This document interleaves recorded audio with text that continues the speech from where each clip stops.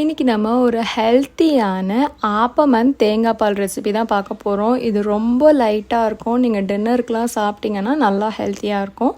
இதை செய்கிறதுக்கு ஒரு தேங்காவை நான் 2ஆக எடுத்து அதில் பாதி தேங்காவை மட்டும் இந்த மாதிரி தனித்தனியாக நோண்டி எடுத்துக்கிட்டேன்.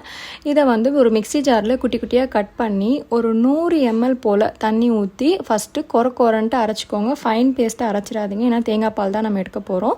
ஸோ கொரன்னு அரைச்சதுக்கப்புறமா இதில் ஒரு 250 ml தண்ணி ஊற்றிக்கோங்க.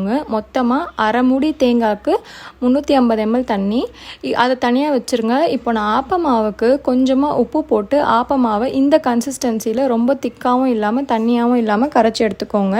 நம்ம ஆல்ரெடி தேங்காய் பால் எடுத்து தனியாக வச்சுருந்தோம் இல்லையா, அதில் இப்போ நான் தேங்காய் பால் புரிகிறதுக்கு அந்த பேக்கில் நம்ம எடுத்து வச்சிருந்த தேங்காய் பாலை போட்டுட்டு நல்லா அழுத்தி திக்காக புழிஞ்சிக்கோங்க. இதுக்கு மேலே தண்ணி ஆட் பண்ணாதீங்க, ரொம்ப தண்ணியாகிடும். இது கரெக்டான கன்சிஸ்டன்சியில் இருக்கும். இதில் ஒரு 50 கிராம் அளவுக்கு சுகர் போட்டுக்கோங்க. உங்களுக்கு வேணும்னா நீங்கள் ஜாஸ்தியாகவும் போட்டுக்கலாம்.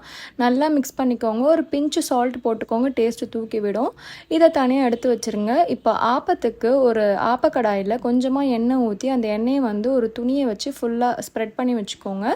இது நல்லா ஹீட் ஆனதுக்கப்புறமா ஒரு ஸ்பூன் ஒரு கரண்டி ஆப்பமாவை ஊற்றி நல்லா கிளாக் வைஸ் ரொட்டேட் பண்ணி வச்சுட்டு மீடியம் இல்லை லோ ஃப்ளேம்லேயே வச்சு குக் பண்ணுங்கள். ஹை ஃப்ளேமில் வச்சா மாவு நடுவில் வேகாது, சைட்லலாம் கரைஞ்சிரும். ஸோ லோ ஃப்ளேமில் வச்சு மூடி போட்டு ஒரு 2 மினிட்ஸ்க்கு அப்புறம் எடுத்திங்கன்னா சூப்பரான ஆப்பம் ரெடி. ரொம்ப லைட்டாக இருக்கும். நீங்கள் உங்கள் குழந்தைங்களுக்கு கூட இந்த மாதிரி கொடுக்கலாம். காரம் கம்மியாக, ஹெல்த் ப்ராப்ளம் இருக்கவங்களுக்கு எல்லாருக்குமே லைட் ஃபுட்டாக நீங்கள் எடுத்துக்கணுன்னா கண்டிப்பாக இந்த ஆப்பமோ தேங்காய் பாலும் ட்ரை பண்ணி பாருங்கள்.